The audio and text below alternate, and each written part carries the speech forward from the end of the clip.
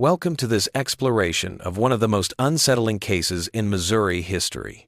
Please let me know where you are viewing from and what time you are listening to this narration in the comments section before we start. Which locations and what hours of the day or night these recorded accounts reach are of interest to us. The Ozark region of Missouri saw an exceptionally harsh winter in 1887. Early in the year, snow fell, shrouding the deep forests and undulating hills in a pure white that contrasted with the impending darkness. By mid-November, the temperature in Madison County had fallen far below freezing 3 weeks ahead of schedule. The ground was so frozen that gravediggers in Fredericktown Cemetery had to use pickaxes to break through the soil for the few funerals that season, making it the coldest winter in 20 years.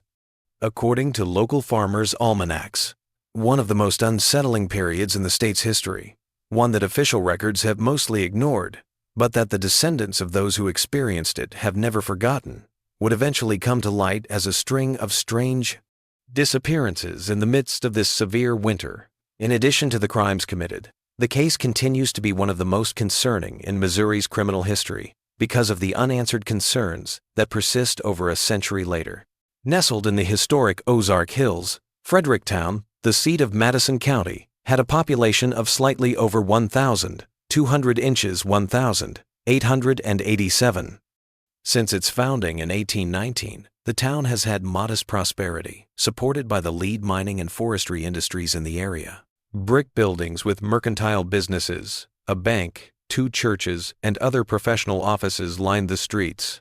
With its clock tower visible from almost every angle in the tiny town, the courthouse, finished in 1870, stood in the middle of the town square. Edgar and Vernon Thornhill were well known in the county for their prosperous lumber company. The brothers had become wealthy by local standards thanks to their sawmill, which was located on the outskirts of Fredericktown, close to a tiny branch of the Street Francis River, and employed close to 40 men. For most of the community, the mill's characteristic steam whistle, which sounded at 6 in the morning, noon, and evening, signaled the start and end of the workday, with such dependability that a large number of locals use it to set their watches. The brothers, who were both in their 42nds and single, shared a large Victorian house on 5 acres of property on the town's eastern edge, where the municipal line gave way to a thick oak and hickory forest. The home itself had a wraparound porch, several chimneys, big windows that let in morning light, and 3 stories of red brick with white trim. About 50 yards behind the main house was a carriage house, which was connected by a flagstone path that was frequently blocked by snow during the 1887 winter. As frequent attendees of the First Presbyterian Church, donors to neighborhood charities, and attendees of the county fair, they were well-respected, albeit reticent, members of the community. Records indicate that during his 1,884-1,886 term on the town council, Edgar fervently supported the creation of a proper fire department and better cleanliness practices. Despite becoming less active in local affairs, Vernon was known to provide lumber for communal projects and occasionally give unlucky persons jobs. According to appearances, the Thornhill brothers were prosperous merchants and decent individuals. Few people at the time noticed the brothers' peculiar fascination with what they referred to as spiritual frauds. Edgar, who was 3 years older than the other brothers, had grown particularly contemptuous of traveling fortune-tellers, mediums, and anyone claiming to have supernatural powers. The newspaper archives copies of his letters to the editor of the Fredericktown Democrat show that he was a guy with strong opinions and a scientific bent. These itinerant charlatans, who prey upon the grief and gullibility of our citizens, deserve not our patronage, but our contempt. In a particularly scathing letter dated April 1886, he wrote, "They claim communion with forces beyond natural law, yet cannot produce a single demonstration that withstands rational scrutiny." Vernon's opinions on the subject appeared to be similar to those of his brother, albeit less openly. According to reports from sawmill workers who were later questioned by the county sheriff, Vernon would frequently bring up spiritualism with his staff, probing them about their views and encounters with mediums or fortune-tellers. In the days that followed, those who acknowledged consulting these practitioners frequently found themselves given less appealing assignments. This would subsequently be seen as something far more evil even though it may have initially appeared to be just an odd pastime or strange preoccupation that sprang from the scientific rationality that was becoming more and more popular in educated circles. Intellectually opposing spiritualism, the brothers were hiding a growing compulsive obsession that would finally turn from philosophical debate into something terrible. According to the county librarian's records, Edgar Thornhill checked out every book on spiritualism, phrenology, mesmerism, and related topics between 1885 and 1887. In the lending ledger, his name is frequently listed next to titles like The Fallacies of Modern Mediumship and A Critical Examination of Spiritual Manifestations. It is still unclear what he hoped to find in these volumes: understanding, rejection, or something else entirely. Madame Lenora was at the start. She arrived in town by nighttime stagecoach from Ironton on November 7, according to the 12th of November 1887 edition of the Fredericktown Democrat newspaper. She stayed at Mrs. Whitley's boarding house for 3 days before renting a more permanent space for her professional activities.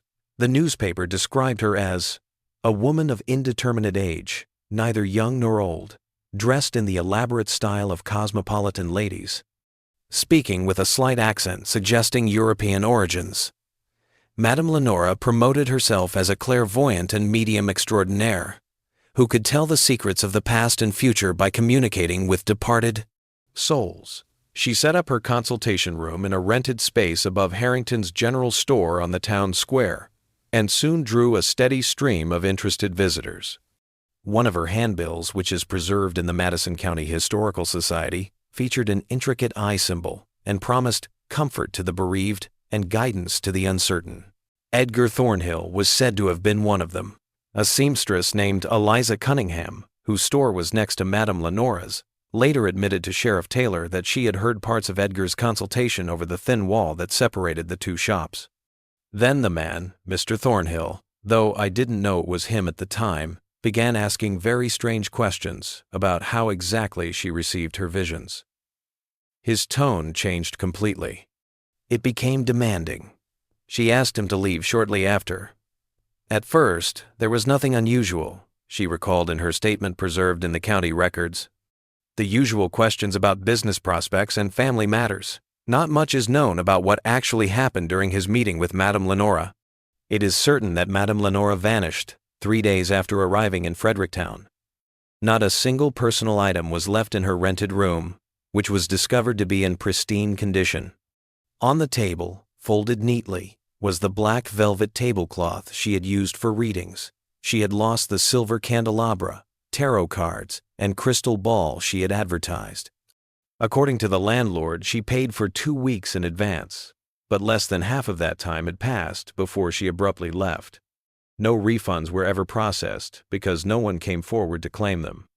A small notice read in the December edition of the local newspaper: "The traveling fortune teller known as Madame Lenora has departed our town suddenly. Those who paid in advance for readings may inquire at the newspaper office regarding potential refunds." There was not much of a commotion in the town when Madame Lenora vanished. Spiritual practitioners and traveling entertainers frequently left unexpectedly, either to evade local authorities who were suspicious of their activities or to pursue the promise of more lucrative locales. The winter grew colder. 3 significant snowstorms in December essentially cut off Fredericktown from its surrounding areas for several days. Because of the severe snowfall and extremely low temperatures, the sawmill was only able to run at a limited capacity. Less often seen in town were Edgar and Vernon Thornhill, who told anybody who asked that they were busy with administrative work and getting ready for spring growth. Few people braved the cold to call upon the brothers because their big mansion, which was set back from the road and partially covered by a stand of ancient oak trees, became even more isolated as the snow accumulated against its walls. According to her later testimony, Martha Holloway, the Thornhills' housekeeper who came 3 times a week to clean and cook, saw minor alterations in the home during that winter. She informed investigators in the spring that the brothers began taking their meals separately. Mr. Edgar would be in his study while Mr. Vernon ate, then they'd switch. They never explained why, but it meant one of them was always watching me while I worked, and they locked the door to the cellar, which had never been done before. Said it was to keep the cold out, but it made no sense to me. According to county records, the brothers completed a number of modifications to their land in January 1888.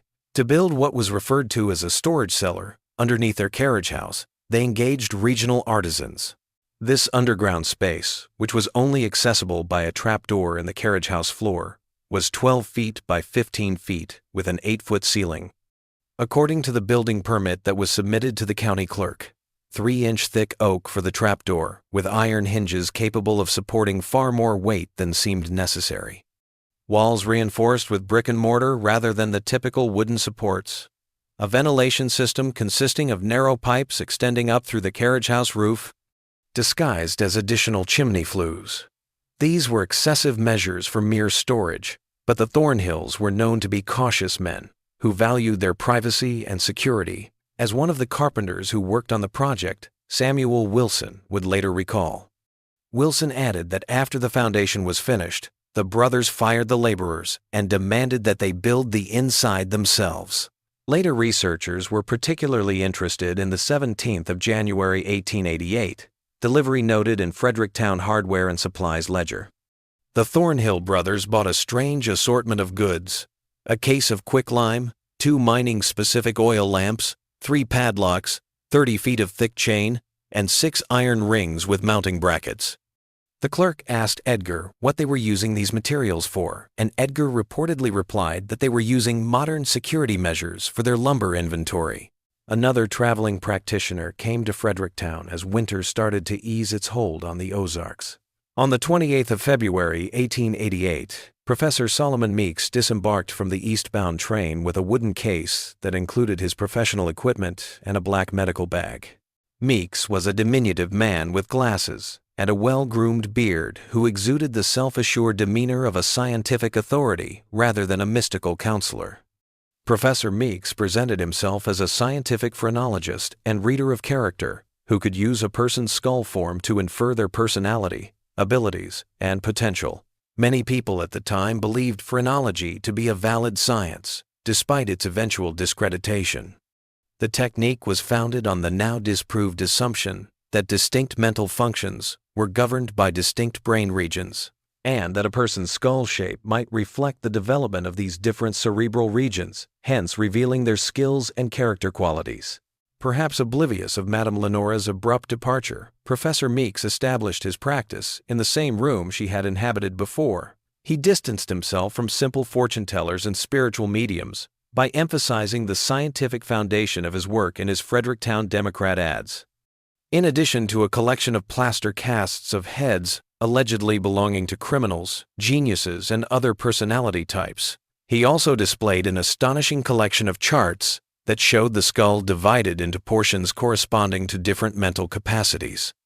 He charged $1 for a basic reading and $3 for a thorough analysis and written character report, which was more than Madame Lenora had charged.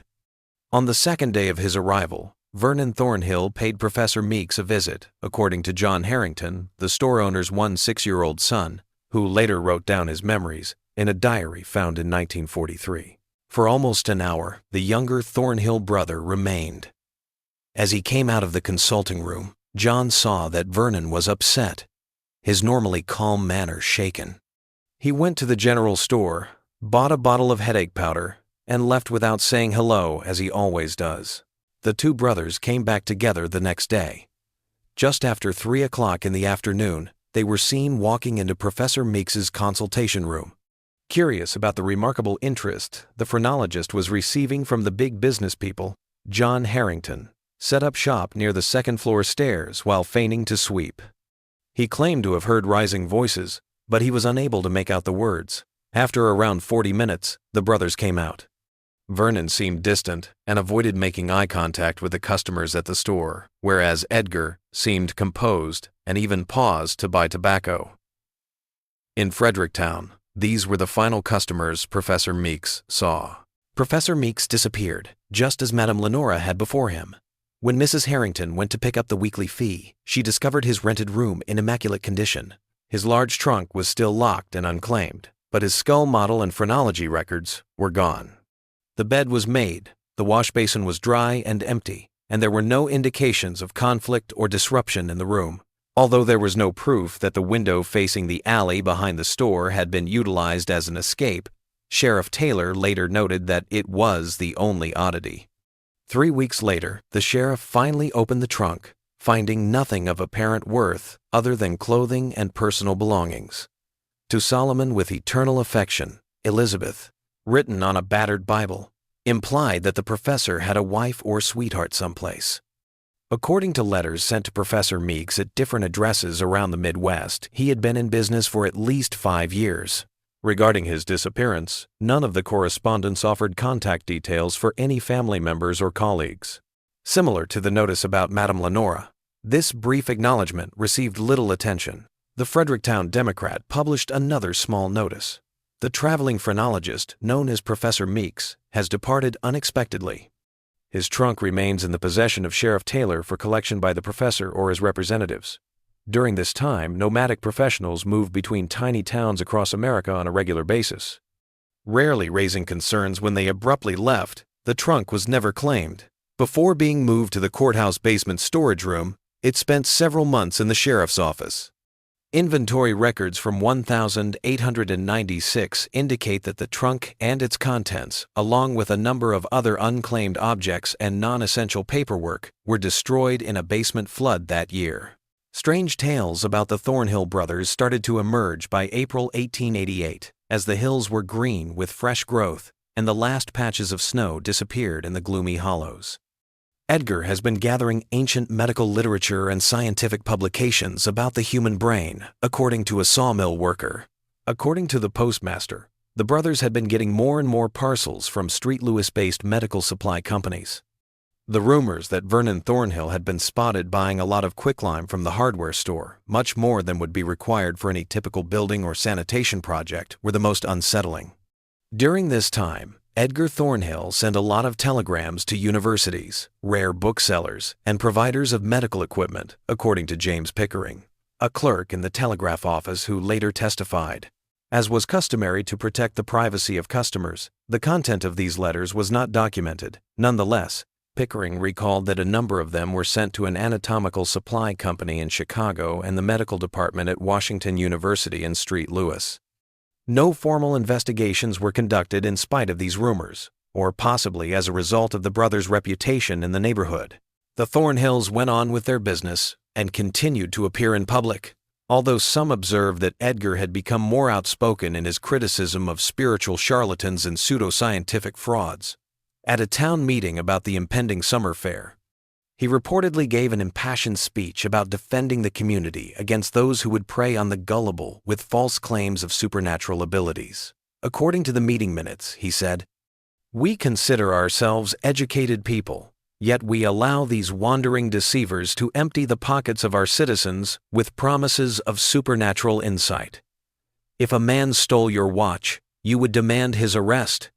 But when these so-called mediums and mind readers steal your money with intricate deceptions, we not only permit it, but invite them to set up shop in our town square." The Methodist Church's Reverend Holcomb tactfully implied that issues of religion and spiritual comfort were complicated, and that some people found consolation in these consultations. Despite the dubious scientific foundation, suddenly, Edgar's response was forceful. False comfort built on deliberate deception is no comfort at all, but rather a form of poison administered to the mind. In 1888, the spring and early summer were uneventful. Leveraging the development boom in neighboring larger towns, the sawmill ran at full capacity. With Vernon in charge of the actual lumber production and Edgar handling business matters, the brothers carried on with their separate routines. On Sundays, they went to church, though some parishioners mentioned that they no longer stayed for the social hour after the service, as they used to do. Martha Holloway, their housekeeper, kept reporting small strangeness, such as unexpected noises coming from the cellar at night, unexpectedly locked rooms in the home, and the brothers' new practice of talking to each other in low voices that stopped when she came near. Then a nun who identified herself as Sister Agnes came to Fredericktown in late July. Sister Agnes denied any magical abilities, in contrast to the earlier guests. She identified herself as a Christian palmist who could interpret a person's hand lines to determine God's destiny for them. She established her practice in a tent close to the fairgrounds, where the yearly county fair was set to start, rather than above Harrington's. Compared to the earlier practitioners who had come to Fredericktown, Sister Agnes was a remarkable contrast. Sister Agnes exuded modest piety, in contrast to Madame Lenora's exotic mystery and Professor Meeks's emphasis on scientific authority. She spoke with a gentle Deep South accent, wore her hair pulled back under a modest cap, and wore a simple gray dress with a white collar. Her tent had 2 wooden seats, a kerosene lamp, and a tiny table covered with plain white fabric. The only ornaments were a framed copy of the 23rd Psalm and a cross that hung on the tent pole. Sister Agnes immediately became well-liked, especially by the town's women, according to the journal of Mary Elizabeth Holcomb, the Methodist minister's wife. "She speaks with such conviction and kindness," Mrs. Holcomb wrote. Although Reverend Holcomb disapproves of such activities, Sister Agnes charged just 50 cents for a reading, much less than what her predecessors had requested. "She found the cross in my palm and told me my trials were known to the Lord and would soon pass." Many people who may have otherwise regarded her practice with skepticism were won over by her decision to donate 10% of her earnings to the church poor box every evening. She did not boast about her skills like Madame Lenora or Professor Meeks did, characterizing her gift as a modest talent granted by the Lord for the comfort of His children. Her humility and the fact that she incorporated Christian elements into her practice made her acceptable even to some of the more conservative members of the community. The sheriff's daily journal, which is kept in the county archives, details what transpired next. Sister Agnes's tent was disturbed on the 3rd night of the fair. She had been publicly called a phony by Vernon Thornhill, who had also ordered her to leave town right now. The sheriff's report states that Sister Agnes was speaking with the baker's wife, Mrs. Abernathy, when Vernon entered the tent. Several witnesses said that Vernon looked abnormally agitated, his face flushed, and his demeanor menacing. He broke up the session by loudly claiming that Sister Agnes was perpetrating the same deception as all the others, merely disguised in Christian garb. As Sister Agnes tried to read his palm to prove her abilities, he continually interrupted her, pointing out the ambiguities and generalizations in her remarks. She proposed calmly that they continue the conversation after her appointments, but Vernon grew increasingly furious and knocked over the tiny table, breaking the light in the process. Nearby vendors and fairgoers were drawn to the noise. Sheriff Taylor, on duty at the fairgrounds, stepped in right away. The sheriff wrote in his record that Vernon's behavior was unusual and worrisome, considering his typically reserved manner. Vernon was escorted out of the tent while continuing to yell allegations about charlatans preying on Christian credulity. Soon after, Edgar Thornhill showed there, perhaps called by a sawmill worker who had seen what had happened. He offered to pay for the damaged lamp and table, but Sister Agnes politely declined. He apologized sincerely for his brother's behavior, stating that Vernon had been working excessive hours in the summer heat and was overtired. Then, as if his brother were sick or drunk, Edgar walked Vernon home with him, holding him up. Sister Agnes spent 2 more days in her practice. Although Mrs. Holcomb noted in her journal that the palmist had looked understandably shaken when she visited her tent the next day, she made no public remarks regarding the encounter with Vernon Thornhill. "She told me she had encountered such opposition before," said Mrs. Holcomb, "but never with such personal vehemence. She seemed troubled not by the accusation itself, but by what she perceived as a darkness in the younger Mr. Thornhill's demeanor." Outside Sister Agnes's tent on the last night of the fair, Edgar Thornhill was observed conversing with her. Harold Cooper, who ran the adjoining refreshment stand, and Josephine Winters, a milliner, both reported that the talk seemed cordial and even polite. Edgar was seen presenting her with what appeared to be a business card. Later, Mrs. Winters, who took great satisfaction in her keen hearing, would say that she heard Edgar apologize once again for his brother's actions and show personal interest in Sister Agnes's work. He said something about wanting to document various approaches to palmistry. Mrs. Winters told the sheriff a few months later, said he was writing a book about such practices and would value her insights as someone who approached it from a Christian perspective. Sister Agnes was gone by daybreak.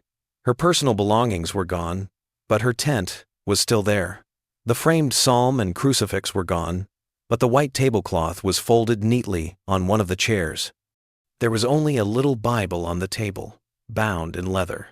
The Bible, which would eventually be a crucial piece of evidence in the investigation, included the following inscription inside the front cover: "To my beloved daughter Agnes, may your hands always do the Lord's work. Mother." Sister Agnes's disappearance caused some alarm, in contrast to the earlier disappearances. She had told a few customers that she had already made a number of appointments and had found Fredericktown to be a friendly place, and that she intended to stay for at least another week when the fair ended. Sister Agnes had indicated interest in the Ladies' Aid Society and had pledged to attend Sunday services, so Mrs. Holcomb was particularly disturbed by the sudden departure. Edgar Thornhill stated that he had offered Sister Agnes transportation to the train station in Ironton because she had received word of a family emergency in Illinois. The sheriff made inquiries and noted in his log that the explanation appeared reasonable and that the issue was deemed resolved. Many months would pass before anyone would consider checking to see if Sister Agnes had received a telegraph with information about any family emergencies. The behavior of the Thornhill brothers became more and more strange as summer turned to fall. These days they were hardly seen together in town. One would go about business while the other stayed at home. Once outgoing, yet a little harsh, Edgar withdrew. Citing pressure of business, he quit his position on the town council, turned down invitations to social events, and even ceased playing chess at the town's gentlemen's club. Once the friendlier of the two, Vernon became tense, avoiding direct discussion and reacting to loud noises.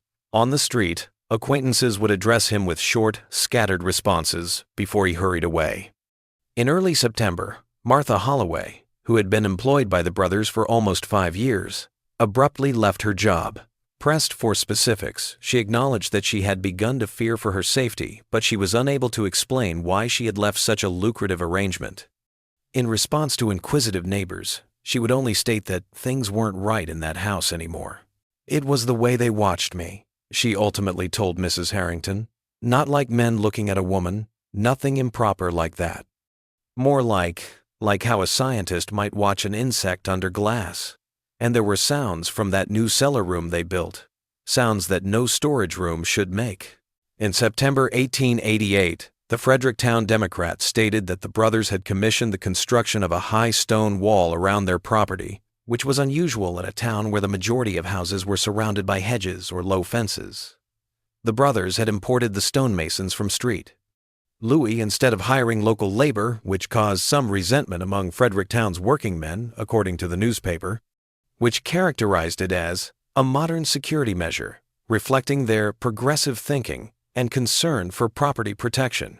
The odd construction schedule was not mentioned in the newspaper. Later, testimonies from the workers indicate that they were only allowed to work on the wall's exterior. The brothers themselves were responsible for doing all interior work, working late into the night by lantern light. When finished, the wall was 7 feet high, which was sufficient to block out the lowest floor of the home from street view and make it impossible for anyone to enter the property without conscious effort. The brothers' choice to erect a massive gate with a complex locking system and iron spikes along the top of the wall further raised suspicions. In a small town like Fredericktown, where serious crime was uncommon and the majority of citizens didn't even lock their doors at night, such security precautions looked overkill. However, they might have been typical in St. Louis or other large cities where crime was a real issue. The Thornhills made yet another odd purchase in October 1888 that would eventually get the attention of detectives. According to county records, they also purchased 20 acres of secluded woodland some 7 miles from the town. Since the land had been cleared of mature trees years prior, it had no buildings and no obvious financial value for extracting lumber. The brothers had never before shown any interest in hunting, and the property's location in a steep, rocky area known locally as Devil's Backbone made it an unrealistic choice for recreational purposes. Edgar responded that they intended to use it as a hunting retreat when asked about the purchase's purpose by the land office clerk. The case's first significant development occurred in 1967, almost 80 years later, when a development company bought the long-abandoned and residents believed cursed site with plans to tear down the dilapidated buildings and replace them with new dwellings. If not for an extraordinary spring of severe rainfall that produced extensive earth sinking on the site, the discovery could never have been made. The outlines of the underground chamber were visible through a sizable sinkhole that had formerly been the carriage house. Before beginning excavation, the construction foreman informed county officials that the chamber was not included in any of the architectural drawings or property surveys. A number of odd objects were found in the room, including 3 trunks containing clothes and personal belongings, a variety of fortune-telling tools such as tarot cards, crystal balls, and phrenology charts, and most unsettling of all, a leather-bound journal that belonged to Edgar Thornhill, according to the official report submitted to the Madison County Historical Society. Even more concerning than its contents was the room itself. Layers of heavy cloth and blankets were stapled to the masonry to provide sound-absorbing material along the walls. The 6 iron rings, which had been bought at the hardware store, were affixed to the walls at different elevations. The ceiling has been fitted with metal hooks. In the middle of the concrete floor was a little drain that led to a pipe that went well below the surface. A large wooden cabinet stood in one corner. It included a variety of items whose use could only be surmised: odd clamps and restraints, oddly shaped medical instruments, and multiple bottles filled with unknown chemicals. Subsequent analysis would show that these were mostly ether, chloroform, and other substances used to preserve organic things. Medical texts that were especially focused on cerebral anatomy and the treatment of mental diseases were kept on a shelf above the cabinet. Many of the pages had ribbon bookmarks. However, the notebook offered the most terrifying details about the brothers' actions. It was leather-bound, kept in perfect condition, and had entries from January 1887 to September 1888 inches. Edgar's exact handwriting. The journal exposed the brothers' actual conduct and is currently housed in a sealed archive at the Missouri Historical Society in St. Louis. Only parts have ever been released to the public, and even those are unsettling. The newsletter of the historical organization from 1968 stated that Edgar Thornhill had become fixated with demonstrating the deception of fortune-telling and supernatural talents. Perhaps starting out as scientific doubt, this preoccupation had developed into something far more sinister.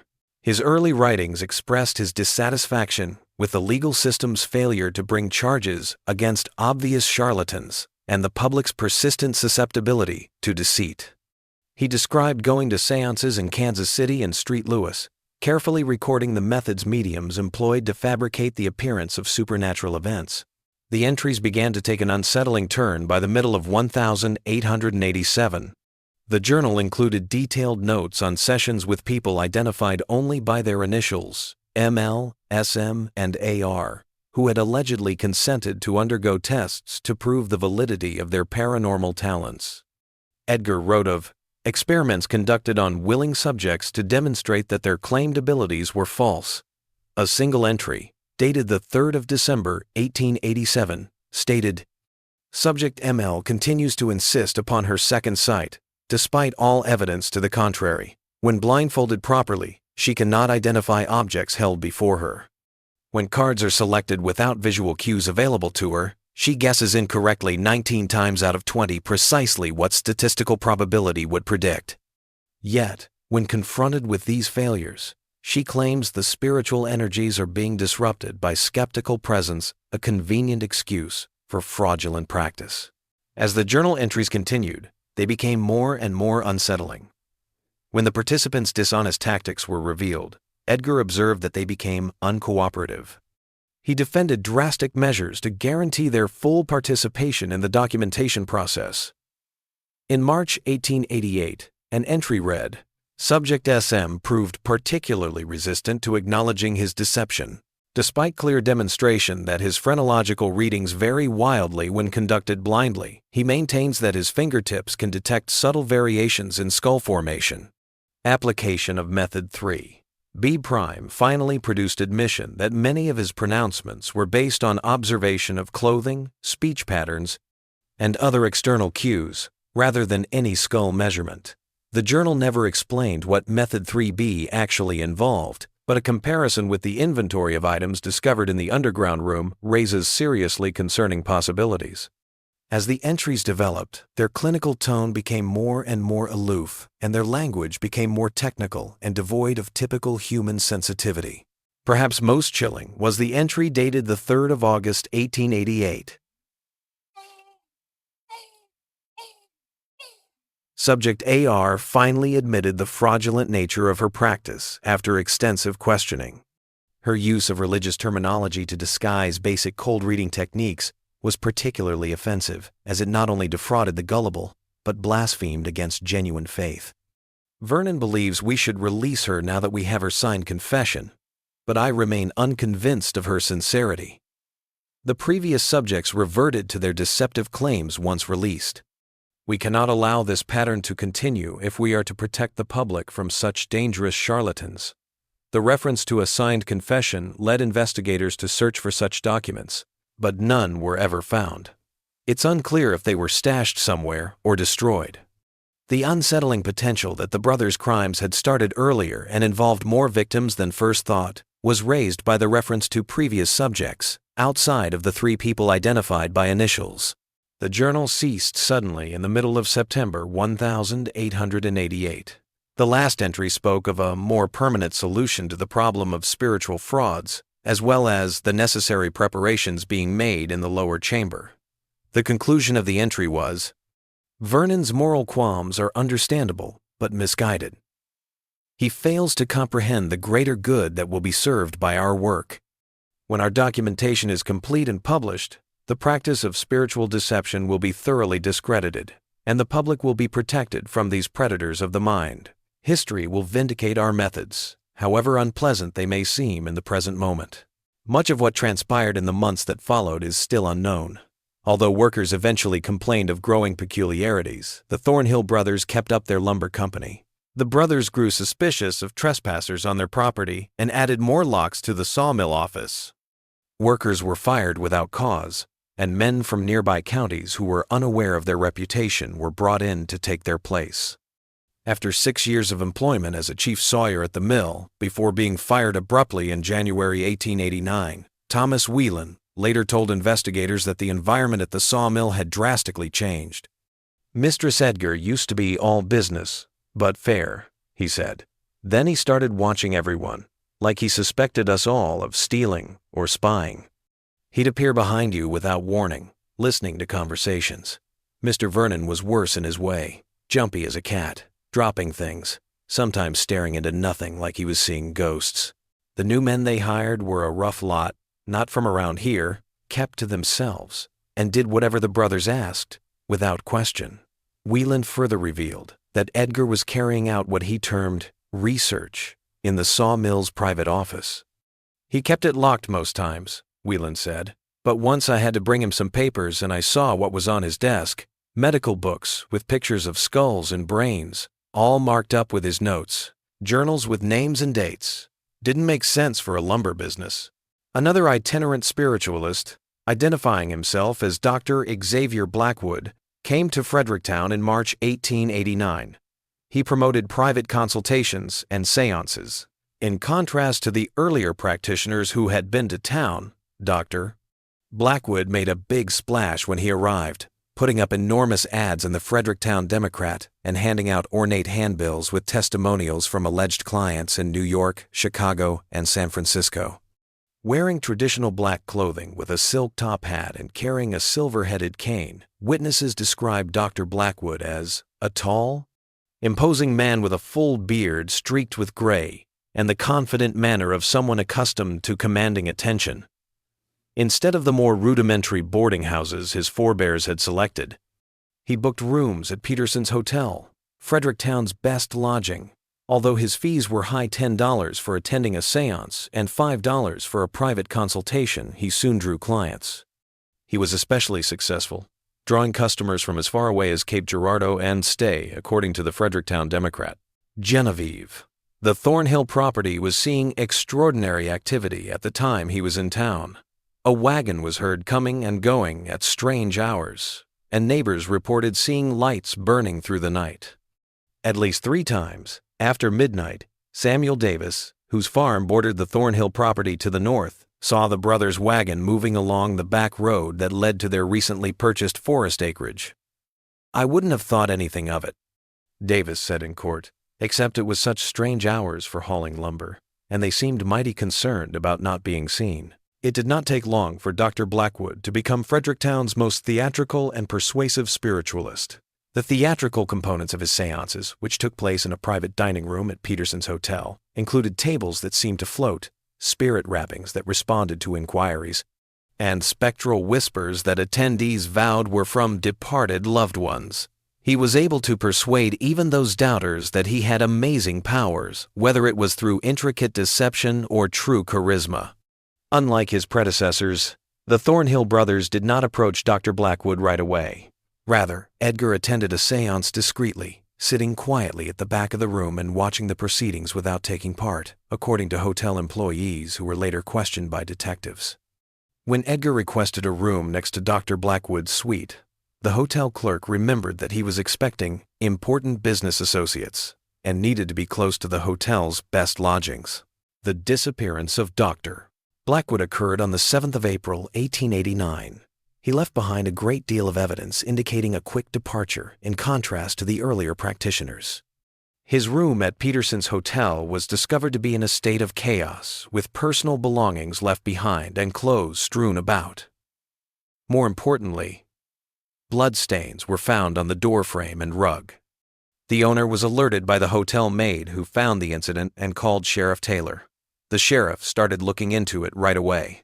Even though they weren't very noticeable, the bloodstains made it obvious that there had been some fighting. Dr. Blackwood's priceless pocket watch was discovered under the bed, and his characteristic top hat was still on the coat rack items a man would not voluntarily part with if he were leaving on his own volition. The finding of a shattered vial under the writing desk that, based on the label, had contained chloroform was the most telling. A chair was toppled, a water pitcher was broken, and the bedding was strewn around, all evidence of a struggle. On the night of the disappearance, witnesses claimed to have seen the Thornhill brothers' wagon close to the hotel. Elizabeth Chambers, a widow who lived across the street from Peterson's Hotel, told Sheriff Taylor that she had been sitting by her window watching a wagon that looked like the Thornhills' halt in the alley behind the hotel at around 11 because she couldn't sleep. "Two men carried something heavy, wrapped in what looked like a carpet," she said. When asked, the brothers said they had been transporting lumber to a building site across town, but no one could verify their story. It was dark, but one of them was tall, like Mr. Edgar, and they loaded whatever it was into the wagon very carefully, like it was fragile or valuable. The foreman claimed that the Thornhills' wagon had not received any deliveries, and the night watchman who walked the commercial district had no memory of seeing it. The next day, the Thornhill property was searched by the sheriff and 2 deputies. The brothers gave the policemen a tour of their house and barns as part of their cooperation. There had been no reports of thefts from other properties in the area, but Edgar claimed that the new security upgrades were a reaction to those acts. Nothing odd was discovered, and Vernon remained silent throughout the search, trailing after his brother and the sheriff with a distant demeanor that one deputy subsequently described as not quite present in his own home, the carriage house's underground room. Its entrance, hidden under a bulky cabinet, was never found. If it weren't for Thomas Whelan, the former employee who had been fired without reason the previous winter, the probe may have ended there. 3 days after the initial search, Whelan came forward with alarming information, according to the sheriff's report. After hours, he said, he noticed Vernon Thornhill burning strange objects in the sawmill furnace, including what looked like papers and clothes. Whelan's assertion that he had once seen what appeared to be human hair among the objects being destroyed was the most alarming. Whelan told the sheriff, "I didn't think much of it at the time. Thought maybe they were just cleaning out old storage. But when I asked Mr. Vernon what he was burning, he got this look on his face, scared and angry all at once. The next day he told me my services weren't needed anymore, without any explanation. I've been working there 6 years, with never a complaint about my work." Whelan also disclosed that Edgar had been doing what he called research in a private office at the sawmill. "He kept it locked most times," Whelan said, "but once I had to bring him some papers and I saw what was on his desk. medical books with pictures of skulls and brains, all marked up with his notes, journals with names and dates. Didn't make sense for a lumber business. Equipped with this new knowledge, the sheriff was able to secure a more extensive search warrant. He brought 6 deputies and expressed permission to hunt for evidence of Dr. Blackwood's disappearance back to the Thornhill farm on the 12th of April, 1889. The brothers were not home when the search party arrived, and the document, which is kept in the county archives, allowed for examination of all structures, furniture, containers, and grounds, and noted reasonable suspicion of involvement in possible abduction or worse crime. Unusually for the brothers, who were known to be concerned about security, the residence was unlocked. The police discovered signs of a hurried departure inside. Clothes had been taken out of wardrobes, and food was still on the dining table. According to Sheriff Taylor's report, a thorough search of the house turned up a number of unsettling items, including a drawer in Edgar's desk that contained newspaper clippings about missing people from different towns in Missouri and neighboring states who were all involved in spiritualism or related trades. A medical kit that contained surgical instruments, some of which had what looked like dried blood traces on them, and a collection of personal belongings, including a man's pocket watch, a woman's hairbrush with gray hair, and a small prayer book with the name Agnes Reynolds written inside that had no apparent connection to the brothers. The most striking was an open safe in Edgar's study that seems to have been cleared out save for a few business documents that were judged unworthy of being taken. They searched the sheds as well. Deputy Marshal James Collins saw scratches on the floor close to the big cabinet in the carriage house. The trapdoor to the subterranean area was seen when the cabinet was moved. The sheriff's report, filed on the 13th of April, 1889, only mentioned evidence of criminal activity of the most serious nature and indications of multiple victims. It ended with a request for an immediate statewide manhunt for the Thornhill brothers, characterizing them as dangerous individuals, believed to have committed grave acts against multiple persons, and likely armed and certainly desperate. Sheriff Taylor's report detailed the discovery in carefully measured language. Upon revealing the concealed entrance, Deputy Collins and I descended into a chamber approximately 12 x 15 feet. The immediate impression was of a room designed for purposes other than storage, as had been claimed in the building permit. The walls were lined with material to muffle sound. Various restraints were affixed to the walls. The next few days' newspaper reports were more direct, but still subject to the etiquette of the time. What the search party found below has never been fully revealed in official records. A table of sturdy construction occupied the center of the room, with leather straps attached in positions suggesting human restraint. The Fredericktown Democrat reported that implements of restraint and surgical tools of a disturbing nature were discovered in the underground room.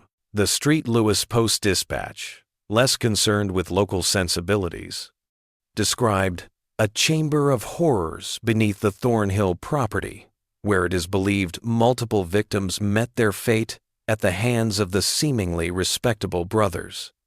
A reporter for the Post-Dispatch, who claimed to have spoken with one of the deputies present during the search, wrote that the underground room contained a physician's examination table modified with restraints at all 4 corners, surgical implements arranged with disturbing precision on a nearby table, and various chemical substances believed to be anesthetics and preserving agents. Most troubling were personal effects identified as belonging to individuals who had disappeared from Fredericktown and surrounding communities over the past 18 months.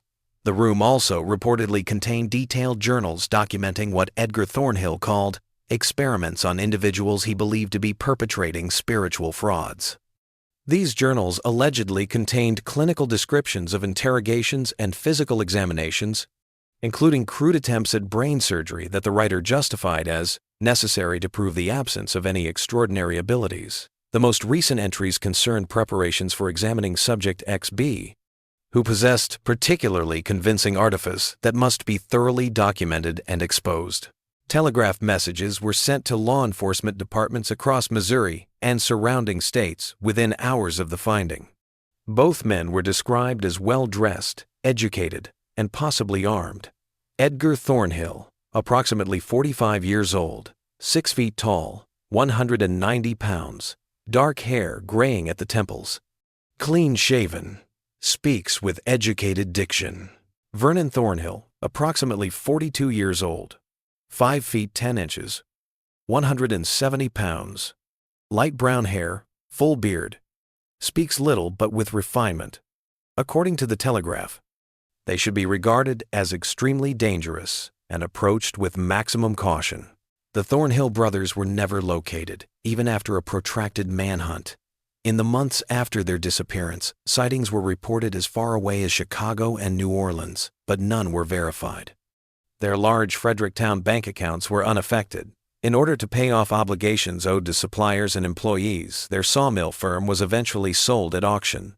Considered a location of evil by the locals, their property was abandoned for decades after the county seized it due to unpaid taxes. In May 1889, a thorough search was conducted for the brothers' more isolated woods home, which they had bought just before going missing. Along with a dozen deputies and dog-wielding volunteers, Sheriff Taylor searched the rocky terrain for any signs of graves or other remains. The rugged terrain and thick foliage that had regained the previously cleared area made the search difficult. Following 3 days of methodical research, the group found a small clearing that was only reachable by a short track and about half a mile from the closest road. The remnants of a rudimentary building, a hut with a dirt floor, and signs of several bonfires were found in the clearing. From the ashes, pieces of clothing, buttons, and what looked to be personal belongings were found. The finding of bone pieces that the county physician verified were human, but he was unable to identify the number of people they represented, or the cause of death was more unsettling. It is yet unclear how serious the brothers' crimes were. In May 1889, state investigators conducted a thorough examination of the underground room and found evidence of at least 5 victims, but only 3 could be tentatively identified based on personal effects: Sister Agnes, Madame Lenora, and Professor Meeks. Since Dr. Blackwood's remains were never located, several detectives hypothesized that, despite being suspicious, his disappearance might not have been connected to the brothers' earlier murders. Alternatively, having learned from past errors, the Thornhills might have disposed of evidence about him more thoroughly. Chemical investigation of several materials discovered in the subterranean area produced the most unsettling finding. What looked like specimens preserved in formaldehyde were kept in glass containers. In the state examiner's report, these were tactfully described as organic materials of human origin, eschewing a more detailed explanation. This implied that the brothers' actions had gone beyond simple questioning and detention to include actual dissection, possibly in an attempt to refute supernatural abilities through the pursuit of tangible proof. Newspapers as far away as New York and San Francisco carried tales about the mad scientists of Missouri or the Thornhill House of Horrors. The case initially garnered national attention, but the public's keen interest was quickly supplanted by other dramatic crimes. The case was no longer widely known by the fall of 1889, save in the Ozark region, where the brothers' names had come to represent evil. The abandoned Thornhill property became the subject of local folklore. Youngsters challenged one another to touch the deteriorating stone wall's gate. On the anniversary of the discoveries, there were rumors that lights were visible in the deserted house. When passing the property at night, some people reported hearing cries or begging voices. At tax auctions, the county tried several times to sell the land, but no one would touch it until 1934, when an out-of-state investor bought it without seeing it and neglected it for decades more. One last find was made by construction workers in 1967 when the site was finally being renovated. They discovered a small metal box with a leather-bound book within the main house's cellar, behind a false wall. The sole information in this book, in contrast to Edgar's notebook, was names and dates, dozens of them, dating back to 1879, over 10 years before the brothers relocated to Fredericktown. The book suggested a systematic campaign that spanned many years and multiple states, with the Thornhills apparently traveling extensively before settling in Fredericktown. Each entry included a location and a brief description. Spiritual photographer, mesmerist, crystal gazer, telepathic reader, and astrological advisor. The earliest entries were simply marked with check marks, while later entries contained more detailed notations. examined, documented, confession obtained, or, most unsettlingly, study complete. The ramifications were terrible if the book was a comprehensive account of their actions. Only a small portion of a much bigger pattern of kidnappings and probable killings may be represented by the 5 victims in Fredericktown who have been tentatively identified. With the exception of one entry the last name the Thornhill brothers had ever written, the book's last pages were blank. It merely stated, Dr. Xavier Blackwood, self-proclaimed medium and spiritualist, Fredericktown, Missouri, the 7th of April, 1889, unfinished. Another disturbing detail is revealed by historical documents. Denver, Colorado saw the opening of a new medical practice in June 1889. The local Denver Chronicle described the doctors, Edwin and Vincent Blackwell, as distinguished gentlemen from the East, bringing modern scientific methods to the treatment of mental aberrations. They treated mental disorders and what they called delusions of supernatural ability. The Blackwell Institute for Mental Science was a pros sofer clinic housed in a converted mansion on the outskirts of Denver. Their treatment methods were vaguely described as progressive and scientific, combining medical, psychological, and physical approaches to dispel fixed false beliefs. Their patients were mostly people who claimed supernatural abilities or who suffered from what the Blackwells called spiritual delusions. When reports of patient abuse started to emerge, the practice abruptly closed after thriving for over 5 years. More worrisome were reports that some patients admitted to the institute were never seen again, with the doctors claiming that their disappearances were due to transfers to other facilities or voluntary departures. By the time authorities looked into the matter, the doctors had disappeared, leaving behind their clinic and equipment. Former patients, those who left the institute, reported strange treatments, such as prolonged periods of isolation, experimental drugs, and what one person described as mechanical therapies involving restraint and electrical stimulation. A number of personal belongings of past patients, including jewelry, watches, and a crystal ball strikingly similar to the one included in the inventory of items discovered in the Thornhill brothers' underground room, were among the abandoned items.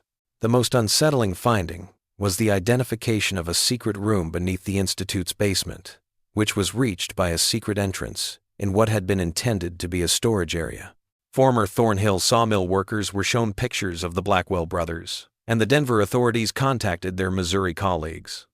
By that time, the trail had been abandoned, but the similarities were remarkable enough to merit additional research.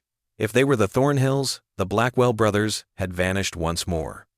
By publishing side-by-side photos that demonstrated unmistakable similarities despite variations in hairdo and facial hair, local Denver newspapers conjectured about the relationship between the Blackwells and the notorious Thornhills.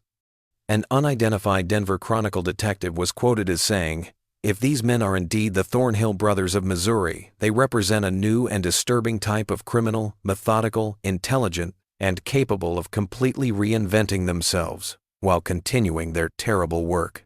The Thornhill brothers' narrative was largely retained in local folklore and the odd historical footnote in the decades that followed, but it gradually disappeared from public memory. Eventually, a residential area was built over the location of their house and the subterranean room where they carried out their horrible operation. Although the majority of the present inhabitants are ignorant of the land's troubled past, a homeowner may occasionally find an odd artifact while excavating in their garden, such as a piece of chain, a corroded surgical instrument, or a button from an outmoded style of clothing, physical reminders of what once happened there. The case was last formally mentioned in a 1951 FBI letter that was recently declassified and reviewed unresolved cases from the past that might have been related to other crimes. Similar disappearances of fortune tellers, spiritualists, and other practitioners of paranormal arts were reported in Colorado, Nevada, Oregon, and eventually Washington State between 1889 and 1915, according to the memo. 2 middle-aged brothers who presented themselves as men of science or medicine and used different surnames were present at the time of the disappearances in each place. While circumstantial evidence suggests these cases may be connected to the Thornhill brothers of Madison County, Missouri, the significant time elapsed and lack of forensic evidence make definitive conclusions impossible. The memorandum concludes, In 1915, patient admission records describe a 75-year-old man named Vincent Barrett who was admitted with symptoms of advanced dementia and persistent delusions about scientific experiments he had done with his brother. The most illuminating was the attending physician's observation that, despite his mental decline, the patient possessed unusual knowledge of cerebral anatomy and surgical techniques, and occasionally lapsed into precise clinical descriptions of procedures that suggest medical training or experience not consistent with his stated background as a retired businessman. The notes detailed the patient's disjointed but unsettling claims about proving the fraudulence of supernatural claims through anatomical investigation and necessary sacrifices for scientific truth. Officially, Vincent Barrett's case is still open when he passed away in a hospital in 1917. An additional document discovered in the records of a Seattle mental health facility that is no longer in operation raises the possibility of a conclusion to the brothers' tale. He was buried in the hospital cemetery with a plain marker that merely had his name and the dates of his passing. No family claimed his remains. The fate of his brother is still unknown. What is unknown about the Thornhill case may be more unsettling than what is known. From skepticism to obsession to something far darker, a pathological drive to refute supernatural talents by ever higher means, the brothers' motive seems to have changed with time. Edgar's notebook and the material discovered in the underground room provide some insight into their methods, which points to guys who had persuaded themselves they were serving the public interest while giving in to their growing sadistic tendencies. What started out as an effort to refute dishonest tactics turned into deception in and of itself. With a facade of respectability and scientific purpose, the brothers who professed to be protecting the public against charlatans turned into predators themselves. Their tale demonstrates the perilous point at which skepticism devoid of empathy turns into fanaticism, and fanaticism unbridled by moral restraints turns into something horrible. In 1962, the Madison County Historical Society interviewed Margaret Whelan, an old woman who was the granddaughter of Thomas Whelan, who had initially reported the suspicious behavior of the brothers to the authorities. She recalled her grandfather's words about the Thornhill brothers. He said they were the most frightening men he ever knew. Not because they looked dangerous, they didn't, but because there was something empty behind their eyes, like they were watching everything and everyone from a great distance, studying us all like insects under glass. She continued, sharing a story her grandfather had told only to family. Grandpa said that once, before he was fired, he overheard Edgar talking to Vernon in the office. Edgar was saying that their work was more important than any individual life, that they were performing a service to humanity by exposing frauds. Vernon seemed troubled, asking if they had gone too far. Edgar's response was what truly chilled my grandfather. He said, "Brother, we cannot go too far in the pursuit of truth. If we must sacrifice a few practitioners of deception to save thousands from their lies, is that not a worthwhile exchange?" It was the cold calculation in his voice, Grandpa said, that made him realize these were not sane men, despite their education and standing. During the 1967 renovation, concrete was poured into the subterranean space where the Thornhills carried out their experiments. The high stone wall was pulled down, the carriage house torched, and the house itself was destroyed. The actual site where these atrocities took place is completely gone. However, the legacy endures in the region's communal memory, historical documents, and the Missouri Historical Society's archives. Madison County was shunned by touring spiritualists and fortune-tellers for decades following the brothers' disappearance. According to local folklore, Fredericktown, especially the area surrounding the former Thornhill property, has a persistent gloom that those who are truly sensitive to the paranormal may sense. Like so much in this case, it depends on your point of view whether this is an actual psychic impression or just the ability of a horrible story to influence the imagination. The Thornhill case brings up difficult issues regarding the connection between cruelty and skepticism, as well as between the search for truth and the ability to reason. At first, the brothers were just men who questioned unusual claims, which is a respectable viewpoint for many intelligent people in their time and ours. However, something in their psyche permitted this interrogation to expand into a defense of torture and homicide. Criminal psychologist Dr. Eleanor Pritchard, who examined the case files in 1959, proposed that the brothers were a unusual variation of folie à deux, a shared psychotic disorder in which delusional beliefs are transmitted from one individual to another. What makes the Thornhill case particularly fascinating, she wrote in the Journal of Historical Criminology, is that their delusion took the form of an obsessive need to disprove such phenomena through increasingly extreme measures, rather than a false belief in supernatural phenomena. Edgar seems to have been the main motivator, while Vernon was the more reluctant participant who was unable to escape his brother's influence. The Thornhill brothers of Fredericktown, Missouri, have had a lasting impression on their community that has never completely healed. Their tale is a terrifying reminder that genuine fear seldom makes an esoteric entrance. It is performed by the most unlikely of people, arrives covertly, is clothed respectably, and is concealed behind both real and imaginary walls. It resides in the darkest corners of the human mind, where obsession can distort reason into hideous forms that barely resemble rationality, rather than in spectral manifestations or demonic possession. One last discovery was made in the fall of 1967 when the Thornhill property was being excavated. Workers discovered a little tin box with photographs, portraits of men and women formerly posed in the late 19th century style below the floorboards of what had been Edgar Thornhill's study. Every image had been meticulously modified. The eyes had been meticulously removed, creating blank spaces in otherwise typical faces. On the reverse of each photograph was a date and the word fraudulent. Some of the faces could be recognized as people who had vanished, such as Sister Agnes, with her modest cap and devout manner, Madame Lenora, with her ornate hair and solemn expression, and Professor Meeks with his scholarly beard and spectacles. Others stayed anonymous, implying victims beyond those previously listed. The images, which cover almost 10 years, offer tangible proof of the brothers' widespread campaign against followers of spiritualism and associated religions. The pictures were never shown to the public. They are still locked away in the Madison County Historical Society's archives, where only researchers with permission can view them.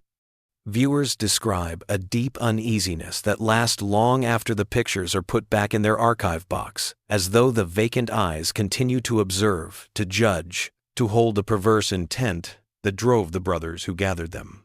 In 1914, two men who fit the description of the Thornhill brothers were last seen in Seattle, Washington. They were seen at a University of Washington lecture on the psychology of belief. They would have been in their 70s by that time, but witnesses said they looked younger than their years, dressed like academics, and showed a deep interest in the topic. They were never seen again, at least not as the Thornhills, the Blackwells, or whatever identity they may have used next, and they graciously refused a professor's request to meet with them after the lecture, stating that they were simply passing through in pursuit of truth. Maybe old age or disease finally got the better of them. It's possible that they split up near the end, with one brother institutionalized and the other disappearing into history, as Vincent Barrett's medical record indicates. Or, perhaps most unsettling of all, they discovered followers who were eager to carry on their work, fellow skeptics whose quest for the truth was freed from ethical restraint. Older residents of certain small towns in America still caution against approaching wandering fortune-tellers or mediums, not because they are afraid of supernatural repercussions, but because they recall instances of practitioners who came, set up shop, and then disappeared without a trace. Stories that follow the pattern set in that chilly winter of 1887 by the Thornhill brothers of Madison County, Missouri. It is not the rattling of magical chains or the cries of vengeful spirits that reverberate from this dark period of Missouri history. Silence is something far more unsettling. The quiet of victims whose voices had been silenced forever. The lack of response from officials who were unable to understand the seriousness of the acts. The quiet of a people who would rather forget than face the evil that had once inhabited them. The stillness that accompanies the straightforward query, did the Thornhill brothers ever really vanish? Is possibly the most terrifying of all. Or did they merely change, modifying their techniques and carrying on with their work in different places and under different names? There is no conclusive response in the historical record. The witnesses are long dead, the evidence is preserved, and the underground room has been sealed. All that is left is the tale, a cautionary tale that has reverberated for over a century, reminding us that the most dangerous predators are those who pursue their obsessions without hesitation or regret, who conceal their darkest tendencies behind facades of respectability and reason, and who firmly believe in the righteousness of their cause. The horror they represented, the ability to commit systematic brutality under the garb of principle, remains forever present in the human experience, even though the Thornhill brothers of Fredericktown, Missouri, are no longer with us. Their legacy a reminder that the most dreadful creatures are those who lurk among us, going unnoticed until it is too late, is not supernatural, but rather all too human.